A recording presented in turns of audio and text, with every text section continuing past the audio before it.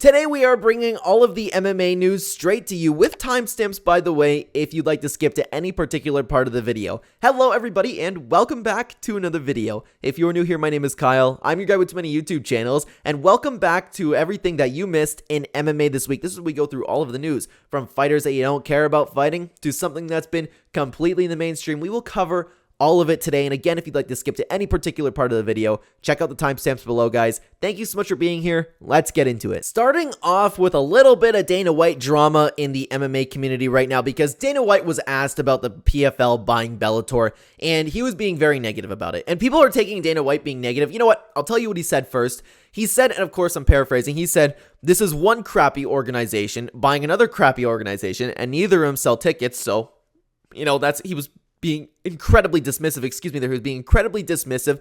He was not caring about it at all. He was being very negative, and people are really sitting back, and, you know, the people who typically like to hate on the UFC, people have been making videos, people in the MMA community have been talking about it. They go, oh, wow, Dana White, he's being so, you know, if he's talking about it, it's a huge problem. Like, when in reality, a reporter just asked Dana White, and he didn't care about it.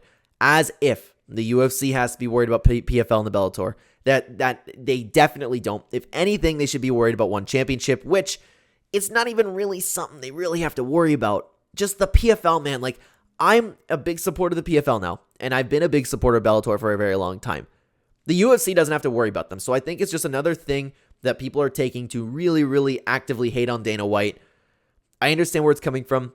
I understand that you want the PFL to do well, but at the end of the day, there's no way that Dana White's worried about the PFL right now. There's just no way. Next up, guys, we have a little bit of an update on Jon Jones versus Stipe Miocic. It's going to be really quick. Apparently, the fight's still happening because we know that Tom Aspinall and Jon Jones have been exchanging words just a little bit online, but Dana White was asked about it, and he was he put his foot down and was like, this is the fight that is happening, and it's still happening.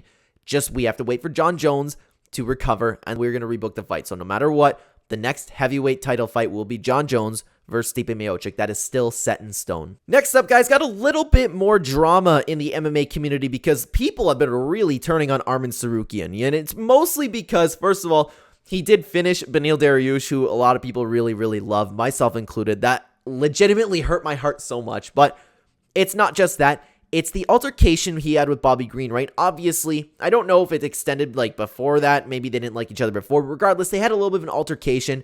They exchanged words. They had a little bit of bad blood, right? And so, obviously, Arman Tsarukyan dislikes Bobby Green. Okay, so Arman Tsarukyan was asked, either he was asked or I can't remember. My apologies, guys. He was talking about the drama at a press conference. He was talking about the controversy with the ref. Because when Bobby Green got knocked out, Jalen Turner was wailing on him and the ref wouldn't stop the fight. And he sat there and based Arman Tsarukyan was like, oh, I don't have no, I was having pleasure when Bobby Green was getting his face smacked off the canvas. I wish he got hit a few more times. I wish the ref didn't stop it, you know? I actually, first of all, okay, you have to understand because I don't like Bobby Green, okay?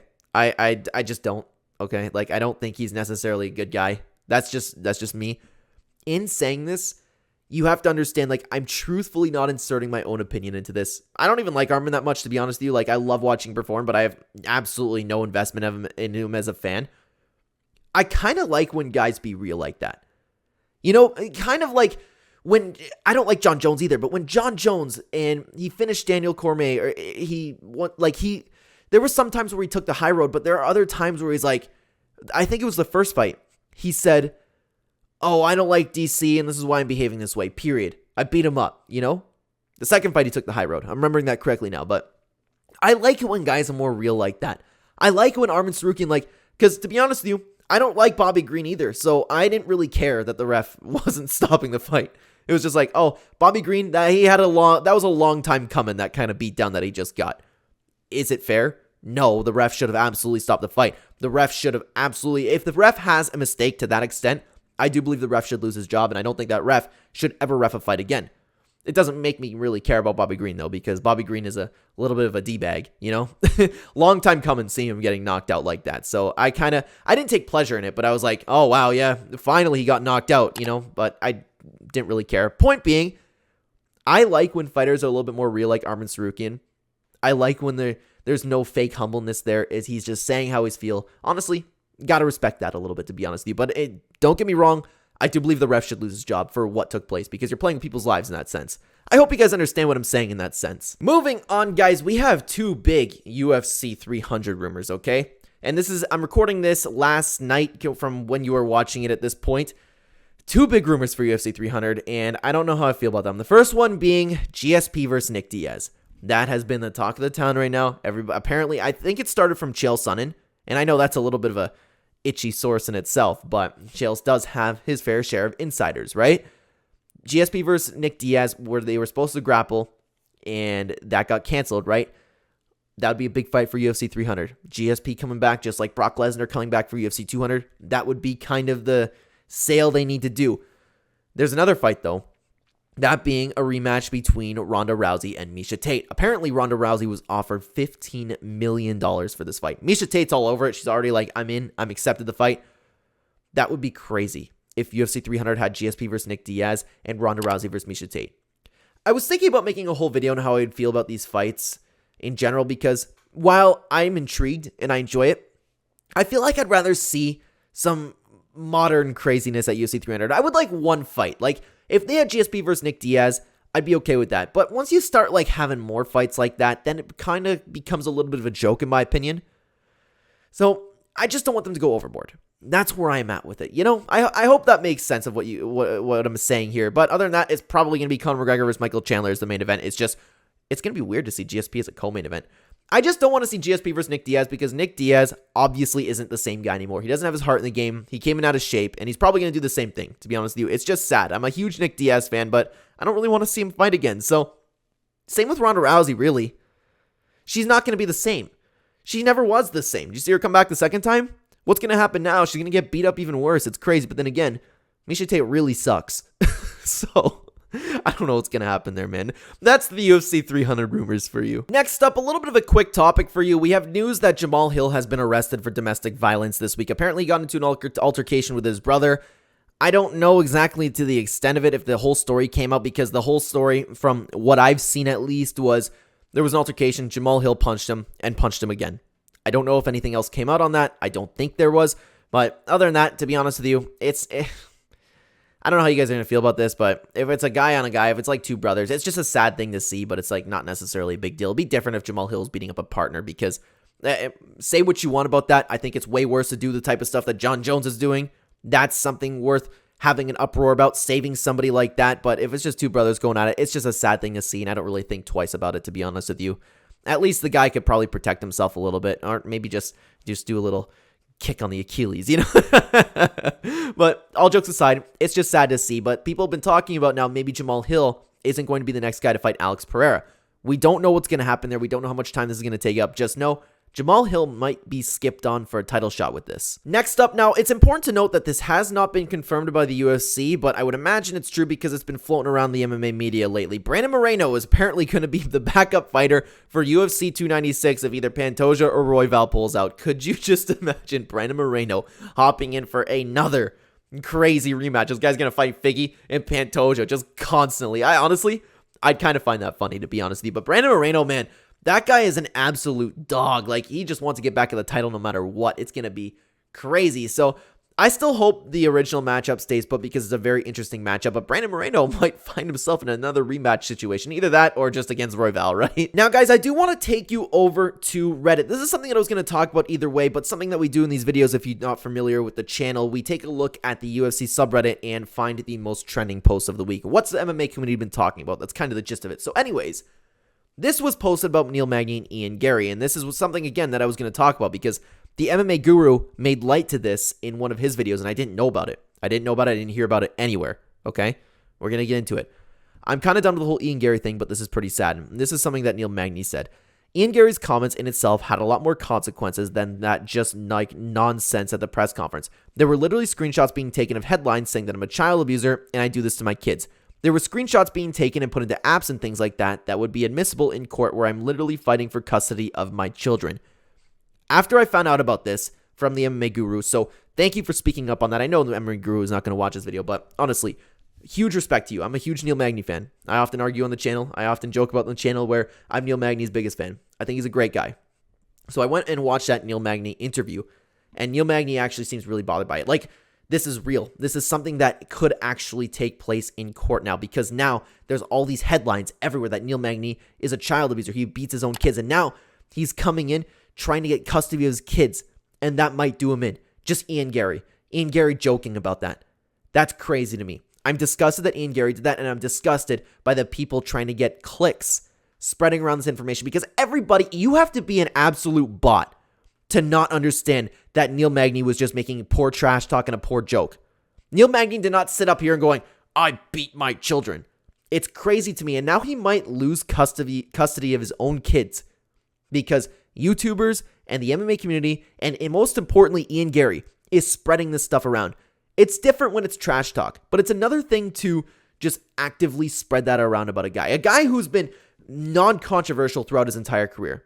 I feel so bad for Neil Magny right now, and it just makes me hope that Vicente Luque really, really gets it done next weekend, man. Oh boy, guys. Next up, we have an update on Leon Edwards. Leon Edwards, if he gets a win over Colby Covington, is now planning on calling out the winner of Strickland versus Duplessis to try to get a middleweight title shot and become a double champion. I'm so sick of this. Leon Edwards, there needs to be like a minimum of like 4 to 5 title defenses before you move up a division. Leon Edwards should know this better than anybody. A guy who hasn't gotten a title fight, a guy who's been fighting for so long to get to the belt, and now you're actively holding up the division. Not only are you holding up the division, you want to move up a weight division and hold it even more, because when he moves up, it's probably going to be like 10 months before he fights again. I don't like when guys do this, man. It's crazy. I doubt Leon Edwards is even going to get that shot, to be honest with you, because I don't know how much Leon Edwards necessarily pulls. Like, it's different if Volkanovski and Makhachev go at it, because the whole world's definitely going to tune in for that one. But Leon Edwards, Sean Strickland, and Dricus Duplessis doesn't necessarily do that for the pay-per-view numbers, so I don't imagine he's going to get the shot, but honestly, like, I'm so sick of fighters doing this, man. Next piece of news, Jan Blachowicz is unfortunately out of UFC 297 against Alexander Rakic. Now, it's long enough where I would imagine they're going to find a replacement for this fight, but somebody that did throw his name into the hat was Yuri Prochazka. Well, I mean, Rakic called out Yuri Prochazka, but Yuri said that he wants the fight if they move it to either February or March. That's a fantastic fight. I hope that takes place, to be honest with you. But I would imagine they'd want to keep that Canada card intact because it's been a while since they've been over there, and I would imagine they'd find a replacement for Jan Blachowicz and get the division moving a little bit for Alex Pereira. I don't know how it's going to go. That's just my prediction, but it's very sad to see because I was excited for that matchup. Moving on, guys, get this. Okay, this has been the talk of the MMA community. Probably the biggest piece of news, like, within the MMA world right now, because if you guys know, one of the biggest MMA YouTubers out there is the MMA Guru. He posted this on, or he didn't post this on Reddit, excuse me. He posted this picture, and it started trending on Reddit like crazy. And this is the post that we came across. MMA Guru isn't fat like we thought. And this is him meeting up with Dricus Duplessis, who is a huge guy in himself. The MMA Guru makes Dricus Duplessis look small. Now, I'm a big fan of the MMA Guru. I always kind of like, I knew everything about him being fat and have just a bearded man behind a camera was a joke because you could just tell, like, you could tell his shoulder width was pretty wide. Every once in a while, he'd lean back a little bit. I never assumed the dude was fat, but I didn't expect him to be this big.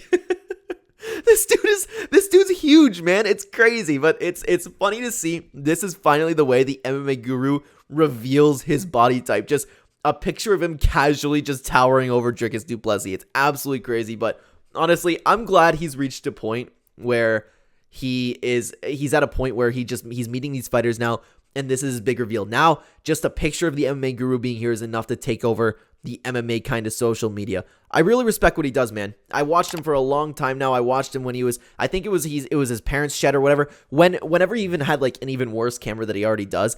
I clicked on one of his post-fight interviews or post-fight reaction things years ago when I was working a midnight shift, and it's just like, oh, I like listening to this guy, and I just binge his videos. Been watching everyone ever since. So it's really cool to see just in general that he's at a point now where the MMA Guru took a picture and he's trending because he's not fat.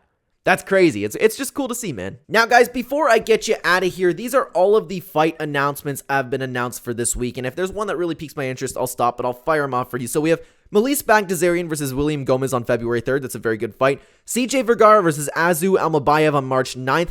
Love that fight. I love watching CJ Vergara perform. Molly McCann versus Diana Belbita 2 on February 3rd. I don't like Molly McCann, but I like watching Diana Belbita. Well, kind of like watching Diana Belbita. So I guess I'll tune in for that. I'll tune in for all the fights, to be honest with you. We have Alex Perez versus Mohamed Mokaev on March 2nd. Very, very good fight right there. Caitlin Chookagian versus Macy Barber March 9th. Typically, a Caitlin Chookagian fight would be a little bit of a bummer, but Macy Barber is actually kind of exciting. Then we have, of course, news being Giga Chikadze pulled out against Josh Emmett. And now on December 16th, Bryce Mitchell stepped in to fight Josh Emmett. I like Bryce Mitchell. But I don't know, man. I just got one of those gut feelings that this isn't going to go well for him. I'm going to be cheering for him, though. Great fight. I'm glad they found a replacement for Josh Emmett.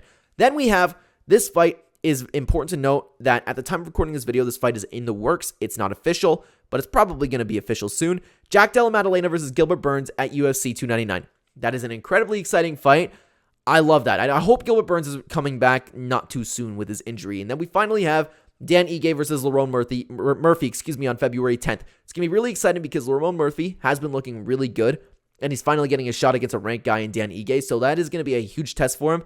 I'm excited. These are like low-key really good fights, guys. To be honest, the one I'm most excited for is probably Alex Perez versus Muhammad Makayev. Even that, but CJ Vergara, I just like watching that guy fight. He's always exciting, so maybe I don't care who he fights. I like watching CJ Vergara fight. Regardless, it's going to be a great time watching almost all of these fights take place. Now, guys, for fights to watch this weekend, honestly, there is just pretty much two cards that, in my opinion, you should pay attention to. We have one championship tonight, and then you have UFC Vegas 83 tomorrow. It's a great weekend of fights. I love watching one championship. I'm always happy when there's a one fight night because I can actually watch it instead of just being stuck at work, so I'm glad we have another fight night. I believe this is One Fight Night 17. Regardless, my favorite organization. Can't wait to watch it. Watching it tonight. UFC tomorrow, guys. It's going to be an absolute blast. Don't miss them. And with that being said, that is all the MMA news that you missed this week. Thank you so much for being here, everybody. Thank you so much for watching. If you are new here, subscribe to the channel. We have this video out every single Friday, so if you'd like to stay up to date on all things MMA, check out the channel. Come back. I'd appreciate you being here. But for now, if you'd like to continue watching